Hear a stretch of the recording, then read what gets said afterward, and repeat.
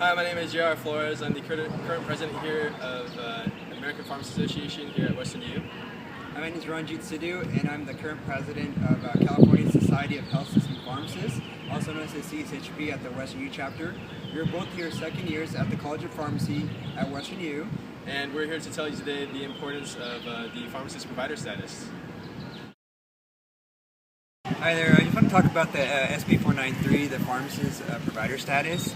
And I just want to go into the fact that at Western U and at other pharmacies as well, other pharmacy schools as well, we are really trained and equipped to manage chronic diseases. For example, during my pharmacy practice setting, I had a patient that come to me and asked me about his disease state, where after the doctor had diagnosed him, but he didn't get the full information.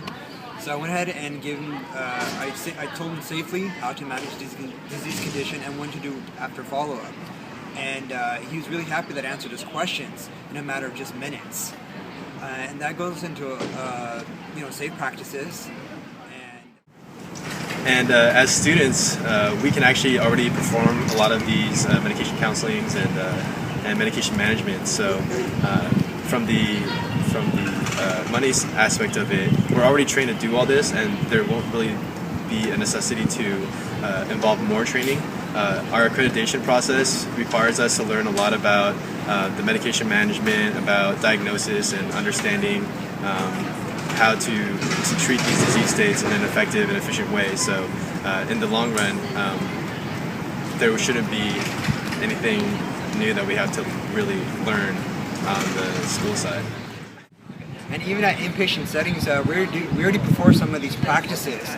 So with an additional training, like with our residency programs, we can go ahead and expand these practices and help our other healthcare providers, such as the physicians, and it'll kind of compensate and meet the shortage that we are going to face in the near future. And as well in the outpatient setting, that's our goal, so we can get these pharmacists to do the same stuff at outpatient settings. So that'll expand our services and we'll be able to take on more patients. And again, the way we were trained both at school and through our residency programs, we're actually meant to supplement what the doctors are doing. So in no way does SB 493 try to expand on our scope of practice per se. It's really about expanding where we can perform our scope of practice and making sure that we're able to perform at the full length of our training. So there's a lot of things that we can do that we're not able to do because we're not recognized as providers. And being recognized as providers will allow us to really affect the healthcare system so that we can decrease costs and increase efficiency on how we're treating our patients. How will this proposed bill affect patient care involving the physician? So it shouldn't really affect the way physicians practice or what they can do. It's going to really affect how collaborative the whole process will be. So there is a big movement of the entire healthcare system moving towards more collaborative practices where we're all working together. All the different healthcare professionals are working together to increase patient outcomes and making sure that everything is safe and effective for the patient.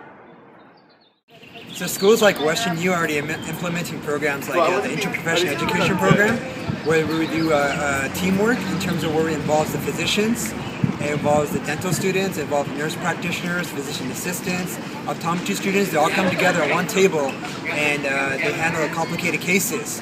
So our goal is to work together actually, on one patient or many patients, always. How is patient safety going to be affected? Bring up a good question. You know that pharmacists, they play a crucial role in addressing patient concerns, and they're readily accessible wherever they may be, and they're a vital resource, so they're definitely equipped to answer any of the patient's questions. And with the Affordable Care Act being fully implemented in 2014, there's going to be a lot of patients that are going to have insurance, but there won't be enough providers to meet the demand. So if SB 493 gets passed and pharmacists are recognized providers, we can actually meet the demand, and that'll further increase patient safety because the patients that have insurance will have providers to go to, and some of them will be pharmacists, some of them will be physicians. And from a financial standpoint, for every dollar that you spend on a pharmacist, you save the healthcare system $4.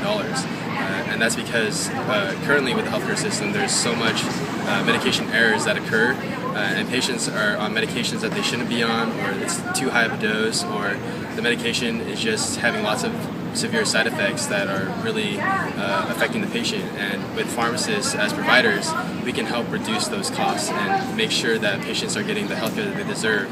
And with better healthcare, they'll be less likely to be hospitalized, and so overall we'll just be saving the healthcare system a lot of money. So please support SB 493.